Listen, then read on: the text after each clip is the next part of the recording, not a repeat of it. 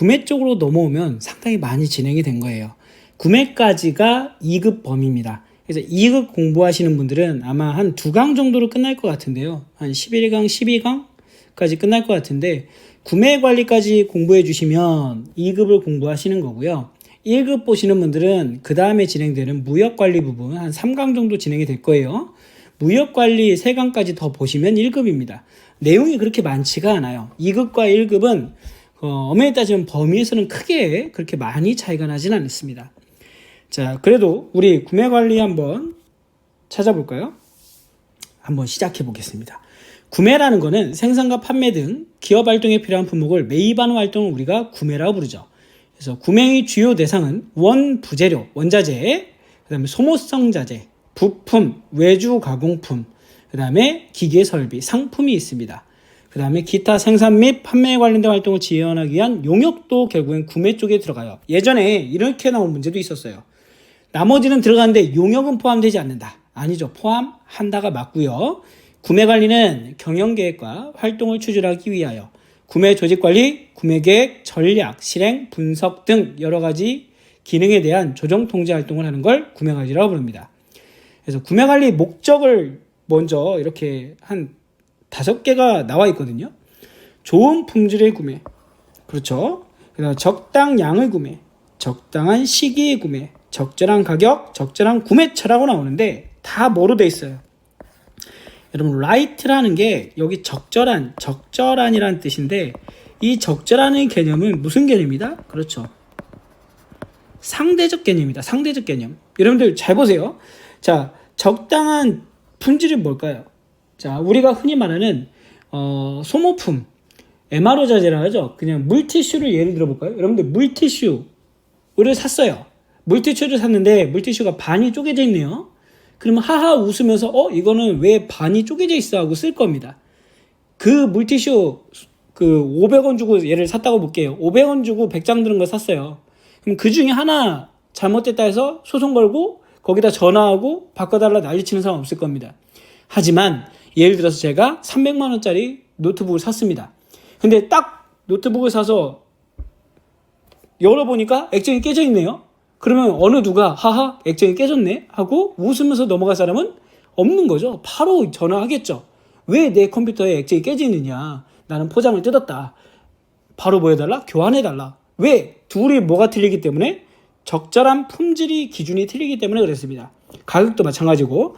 하지만 보통 이게 ERP에서의 OR이라고 부른다면 물류관리사에서는 7R이라고 하는 게 있어요. 7R. 적절한 상품, 적절한 품질, 적절한 수량, 적절한 시기, 적절한 장소, 적절한 인상이라는 게 추가됐죠.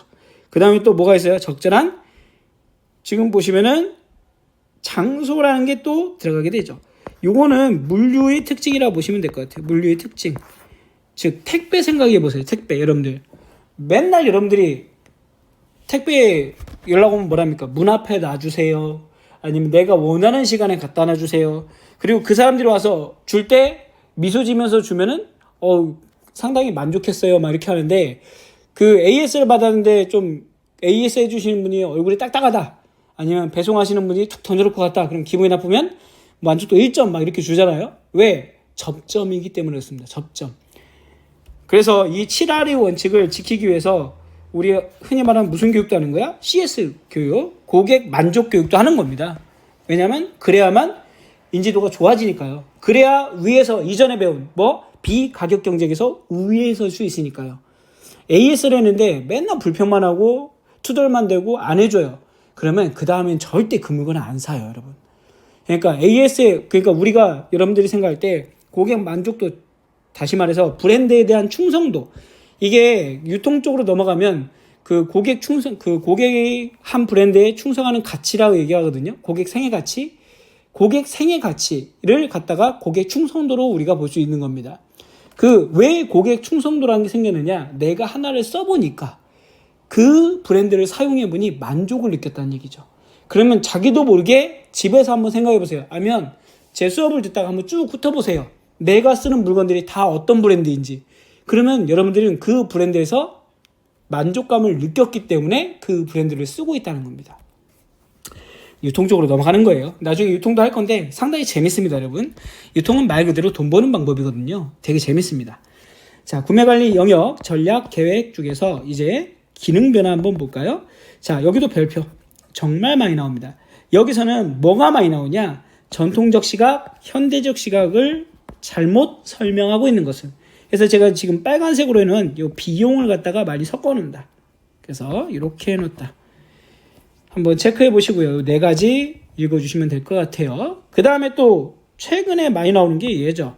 1급 보시는 분들은 무조건 숙지를 해주셔야 되고 2급은 제가 봤을 땐 공부의 범위까지는 포함하지 않아도 되지 않을까 생각을 하는데 본인이 선택해서 한번 해주시고요. 기출문제를 보시면서 판단하시면 될 것 같습니다. 구매 전략에는 구매 방침 설정, 구매 계획의 수립, 구매 방법을 결정하고 실무에서는 시장 조사 및 원가 분석, 가격 결정, 공급자 선정, 계약 및 납기 관리, 규격 검사 들어가 있습니다. 자, 그 다음에 구매 분석에서는 구매 성과, 그 다음에 구매 활동의 감사가 들어간다. 요거 생각보다 시험 문제 많이 나오니까 여러분들 1급에서는 꼭 기억을 해주시면 좋을 것 같아요. 자, 그 다음에 넘어가겠습니다. 구매 전략. 자, 여러분들 구매 전략을 보시면 제가 전략으로만 이렇게 표시해 놨는데 아마 교과서에 보면 그렇게 나와 있을 거예요. 자체 생산할 건가, 외주를 줄 건가. 즉 여기는 뭐예요? 자체 생산할 건가 아니면 외주를 줄 건가 합니다. 외주에 대해서 좀 이따 추가 설명할게요.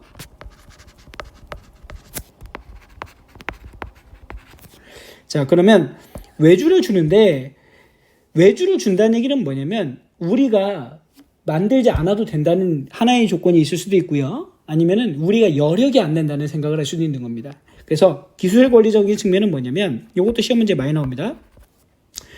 우리가 자사가 고유 기술을 보유하고 있어요. 예를 들어 특허를 내야 될 핵심 기술이라든가 아니면 특허에 취득할 때까지 지금 대기 기간에 있는 거 이런 것들은 외부에 정보가 노출되면 안 되겠죠.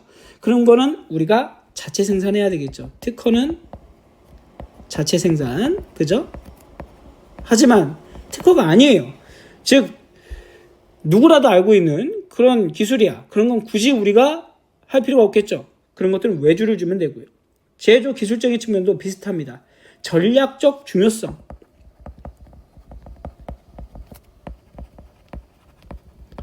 을 가진 물건이 있어요. 그러면 이건 뭐 해야 될까요? 그렇죠. 자체 생산. 하지만 중요성이 떨어져. 그런 건 외주를 주면 되겠죠. 뭐 결국에는 원가 차이를 비교해서 원가가 외주를 주면 더 싸네. 그러면 외주를 주는 게 훨씬 낫습니다. 왜냐하면 고정비하고 다른 인건비를 갖다가 비교해 봤을 때 외주가 쌀 수도 있다는 얘기죠. 자, 원가 절감 측면에서는 결국에는 우리 여기서 뭐가 나오냐? 다품종 소량 생산이라는 게 나오고요. 소품종 대량 생산이라는 게 나옵니다. 자, 생각해보세요, 여러분. 다품종 소량 생산이란 거는 기계가 계속 멈췄다가 섰다, 멈췄다가 섰다. 왜? 계속 새로운 걸 만들어야 되니까. 그러면 저번에도 얘기했지만 큰 기계가 멈췄다가 다시 돌기 위해서는 어마어마한 에너지가 든다 했죠. 그런 경우에는 그 비용을 갖다 우리가 감안해야 되는 거예요. 자체 생산일 때는. 하지만 외주를 주면 알아서 하겠죠. 자기네들이. 결국에 이 다품종 소량 생산은 뭐 하는 게 좋다? 얘는 외주를 주는 게 좋고요. 소품종 대량 생산은 그렇죠. 자체 생산하는 게 좋다. 이렇게 보시면 되겠습니다. 자, 그 다음에 뭐 기술이 진부화된 거 이런 것들은 또 외주를 주는 게 좋겠죠. 그렇게 보시면 되고 그 다음에 또 있는 게 뭐냐면 생산 능력적인 측면입니다. 자체 보유시설과 인력을 감안해서 우리 납기가 좀 빨라지거나 긴급하거나 아니면 불규칙한 내용들 명절 같은 때 그런 거는 외주를 주면 돼요. 굳이 그걸 일시적인 수요에 대응하기 위해서 공장을 세우고 장비를 늘리고 하면은 나중에 그렇죠. 망할 수도 있다는 얘기입니다. 잘 나갈 줄 알았는데 안 나간다는 얘기죠. 그런 경우에는 잘못된 수요 예측에 의해서 파산하는 경우도 있었습니다. 과거에도. 그래서 이런 것들을 구매 전략의 4가지를 잘 기억해주고 자, 그러면 외주는 여러분들 이거 생산하고 연결되기 때문에 하나 알아두시면 외주라는 건 유상과 무상이 있어요. 외주는 유상은 우리 자재를 가지고 그 다음에 생산하는 거고요. 그러면 결국에는 유상은 뭐야? 인건비와 그냥 아니 여기 제가 잘못 설명했네요. 우리 자재를 뭐 하면 돼? 유상은 우리 자재를 판매하는 거죠. 유상으로 판매하고 알아서 만들어서 납품하면 됩니다. 그러니까 우리가 신경 쓸 필요가 있다 없다? 없다. 얘는 유상 업체 겁니다. 하지만 이 무상이라는 게 중요한 거죠. 무상은 뭐예요?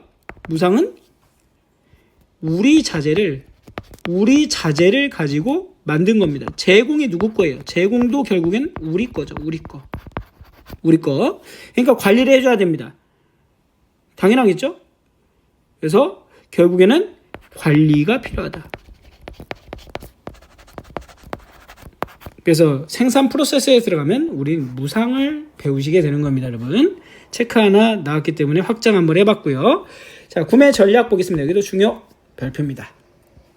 자, 집중 구매와 분산 구매라는 게 있는데요. 집중 구매라는 건 뭐냐면 본사 집중 구매를 하죠. 기업이 여러 사업장을 가지고 있는 경우에는 본사에서 기업 전체를 통합해서 진행할 수도 있는 거고요. 사업장별로, 지역별로 분산해서 할 수도 있다는 얘기입니다. 그때 상황이 틀리다는 얘기예요. 본사 집중 구매가 유리한 거는 뭐가 있을까요? 집중 구매가 유리한 거. 해야 될 거, 품목. 그죠? 고가품. 고가품이 있고요. 그 다음에 공통품. 또는 표준품. 그 다음에 대량 구매할 때 한 번에 구매하면 가격 할인을 받을 수 있으니까 요거는 집중 구매 해줘야 됩니다. 자, 그럼 분산 구매가 유리할 게 있죠.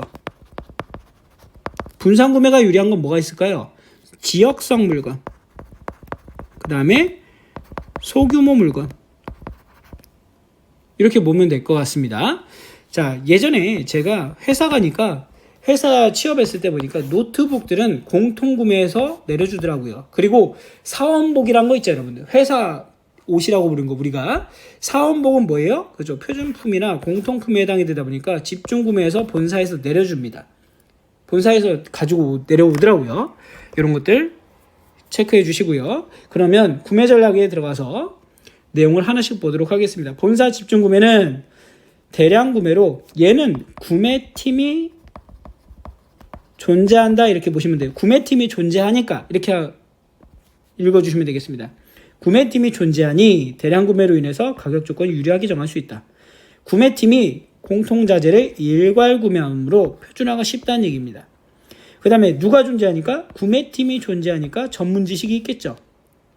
그리고 구매팀은 그냥 구매하는 게 아니라 절차를 가지고 있겠죠. 그죠?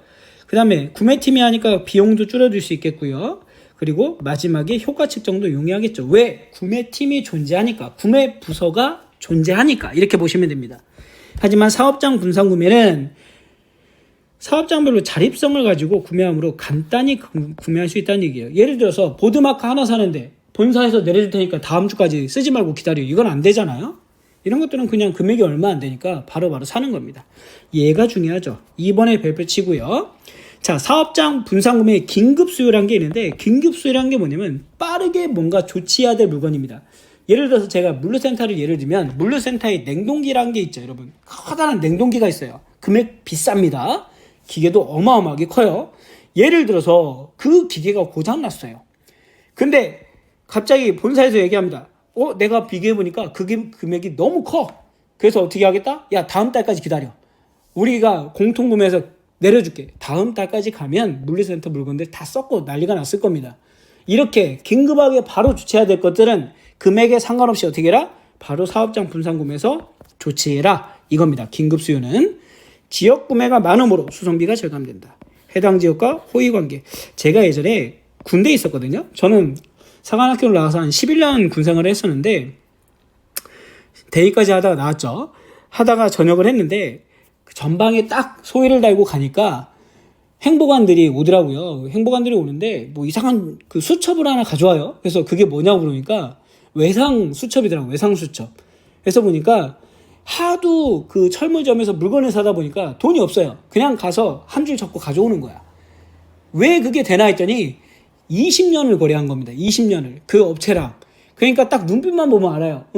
뭐 필요해서 왔죠? 하고서 그냥 내주더라고요. 처음엔 갔는데 깜짝 놀랐어요. 돈도 안 주는데 물건을 계속 주더라고요. 그래서 처음에는 가져가라는 건가? 그냥 주나? 하고서 받아왔죠. 아니더라고요. 나중에는 활동비가 나올 때마다 다 갖다 주더라고요. 그리고 저 중대장 할 때 갈 때 되니까 그러더라고요. 얼마 뱉어놓고 가라고. 그동안에 갖다 쓴 게 다 결국에는 비용이었던 거죠. 이건 왜 가능했을까요? 거기서 20년을 거래했으니까. 신용이죠, 신용. 마찬가지예요. 어떤 기업이 그 몇천 원, 몇만 원 떼먹고 가겠습니까? 거기다가 계속 거래를 하다 보니 그게 유지가 됐던 거죠. 그걸 뭐 호의적 관계가 유지될 수 있다. 이렇게 보시는 겁니다. 자, 그리고 원래는 그 교재에 보면 집중거래와 분산거래가 가지고 아주 나온 내용이 조금 더 있어요. 그래서 이 내용은 여러분들이 교과서를 보시면서 어느 교과서나 마찬가지입니다. 체크해서 봐주시고, 구매 절차도 옛날엔 많이 나왔었습니다. 어디서? 그쵸, 1급에서 요렇게 냈었어요. 요렇게. 지금 예를 들면 요렇게. 지금 제가 가로친 것들 있죠. 지금 얘네들을 갖다가 뭐 했어요? 여기다가 그냥 괄호로 놓은 거야. 괄호로. 예를 들면. 그리고 여기 들어갈 게 뭐냐? 여기 들어갈 게 뭐냐? 이렇게 물어본 거죠. 자, 처음에 구매 청구가 이루어지고요. 공급자를 파악하고 견적을 벌입니다. 내부 검토 및 승인하고요. 우리 프로세스에서는 뭐야? 이거 품위서로 나오죠. 품위서.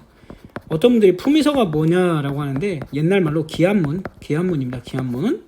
기한 올리는 거예요. 그래서 위에서 오케이 해서 허락해주면 품위 승인 받으면 이제 다시 보내는 거죠. 그 다음엔 계약이 이루어지고요. 그 다음에 발주서 보내고 물품 받고 검품 검수 입고하는 거죠. 그죠? 그 다음에 구매 결과를 갖다가 내부 통보하고 대금 결제하는 겁니다. 마지막 감사까지 이루어지겠죠. 이렇게 진행되는 게 구매 절차다라고 하는 겁니다. 한번 기억을 해주시면 좋을 것 같아요. 얘보다 더 중요한 건 여기 뒤에 나오는 애입니다.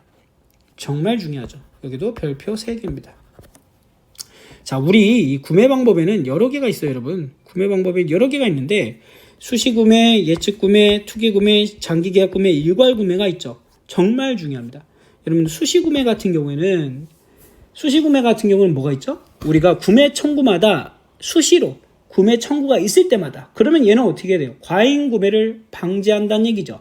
그래서 설계 변경이라든가 설계 변경에 대응하기 위해서, 예를 들어서 이 제품이 다음 달을 기점으로 해서 단종돼요. 그러면 굳이 많이 사놓을 필요가 없잖아. 그 다음에 어떤 품목? 계절성 품목. 품목에 해당되는 게 뭐다? 이 수시 구매다. 그 다음에 예측 구매는 미래 수요를 예측하거나 또는 예측 구매를 시장 구매라고 부르죠. 시장 상황이 유리할 때 일정한 양을 미리 구매해서 재고로 보유했다가 생산 계획이라든가 청구해서 공급하는 방식을 하기 위한 겁니다. 그래서 계획 구매로 조달을 아끼기 위한 거, 비용을 아끼기 위한 거. 얘는 뭐예요? 생산 시기가 일정한 품목. 여기다 써볼까요? 생산 시기가 일정한 품목 되겠고요. 그 다음에 비축이 필요한 거. 비축이 필요한 품목에 해당된다. 제가 이 품목을 적어주는 이유는 여러분들 이거 구매 방법이랑 서로 연결해서 시험 문제도 가끔 나옵니다. 투기 구매는 뭘까요, 여러분? 투기는 말 그대로 앞에서도 한번 봤었죠. 투기 동기에 의해서 가격 인상이 예정돼 있어요. 가격 인상이 예정돼 있다는 거죠. 그러니까 분명히 오를 거야. 그러니까 가격이 낮을 때 미리 구매해서 내가 나중에 뭘 보겠다는 거죠? 그쵸. 수익을 보겠다는 겁니다. 만약에 예측이 잘못되면 결국엔 뭘 얻을 수 있다? 손실을 얻을 수 있다는 얘기입니다. 결국 이런 걸 뭐라 불러? 우리가 투기 구매라고 부른다. 장기 계약 구매도 있습니다. 장기 계약 구매도 볼까요? 장기 계약 구매는 특정 품목에 대해서 수립된 장기 생산 계획이 있다는 얘기죠. 결국에 뭐 1년 단위 계획, 2년 단위 계획, 3년 단위 계획이 짜져 있네요. 그러면 소유량이 계속 발생을 하는 겁니다. 그러면 안정적인 확보, 자재의 안정적 확보가 중요해진다는 얘기죠. 그리고 단가를 갖다가 지금 단가로 꾸준히 그냥 가고 싶어. 그럴 때는 결국은 어떻게 돼요? 장기 계약 구매를 하게 된다. 장기 계약 구매를 하게 되는데 이 장기 계약 구매는 낮은 가격이랑 처음에 확보를 잘하면 낮은 가격으로 할 수 있죠. 근데 단점은 뭐가 있을까요? 단점. 그쵸? 만약에 처음 할 때 협상을 잘못했거나 아니면은 가격이 중간에 낮아졌어요. 그래도 우리는 얘랑 장기 계약 구매를 했기 때문에 그쪽하고 오래 갈 수밖에 없다. 이런 단점이 있다는 거. 그 다음에 제일 중요한 일괄 구매입니다. 일괄 구매는 여러분들 소품종, 우리가 소량 다품종이죠. 종을 구매해야 될 때가 있어요. 그러니까 여러 가지 품목을 구매해야 되는데 품목별로 구매처를 선정하면 상당히 시간과 노력이 많이 되겠죠. 그런데 이럴 필요 없이 품종별로 공급처를 선정해서 구매 품목을 일괄 구매함으로써 한 번에 구매한다는 얘기죠. 그래서 구매 시간과 비용을 절감하고 절차를 간소화할 수 있다. 여러분들 이거 어디 생각하시면 되냐면 다이소 생각하시면 돼요. 다이소. 예를 들면 자, 다이소에 가면 옛날에 우리 다이소에 가면 살 수 있는 게 뭐가 있어요? 문구류도 살 수 있고 인테리어 소품도 살 수 있고 주방용품도 살 수 있고 심지어 뭐도 살 수 있죠. 과자도 살 수 있네요. 이거를 각각 보면 어떻게 됩니까? 과자는 과자를 파는 곳에서 슈퍼에서, 그다음 문구는 문구점에서, 인테리어는 인테리어 용품점에서, 천물점에서 뭐 샀었어요. 주방 지파용품점 막 나뉘어 있죠. 근데 심지어는 다이소에서 사면 많이 사면 할인도 해주네. 그죠? 아니면은 또 많이 사면은 수량도 우리가 더 할인을 추가적으로 받을 수 있고 금액 할인도 받을 수 있네요. 이런 것처럼 한 번에 일괄 구매함으로써 거기서 비용을 절감하고 구매 절차를 간소화할 수 있다. 이런 걸 우리가 뭐라 부른다? 일괄 구매다 라고 기억해 주시면 되겠습니다. 일괄 구매 상당히 시험 문제에 많이 나옵니다. 자, 여기까지 하면 구매 쪽에 1강이 끝났고요. 다음에 구매 한 강 더 하면 구매는 또 끝나게 되겠습니다. 그럼 무역이 남기 때문에 바로 무역하면은 이제 물류 쪽은 정리가 될 것 같아요. 물류 쪽 정리하고 나면 생산 쪽 정리도 진행을 하고 있거든요. 천천히 올릴 겁니다. 제가 이거 미리 찍어 놓는 거예요. 지금 여러분들 수업은 7월에 시작인데 아마 이 강의가 올라가게 되는 게 7월 시험 이후에 올라가지 않을까 생각을 합니다. 천천히 저도 자막 작업도 해야 되고 하다 보니까 시간을 천천히 올리려고 하니까 여러분들 2달에 한 번씩 있는 시험입니다. 천천히 준비해 주시면 되고, 그리고 9월달 시험을 제가 권장을 드리는 이유가 어차피 여러분들 취업 시즌이라고 부르는 건 뭐예요? 10월 우리 추석 이후에 있죠? 그렇기 때문에 추석 이후를 노린다라고 보시면 될 것 같아요. 그렇게 해서 정리해서 나중에 올려드리도록 하겠습니다. 자, 수고하셨습니다.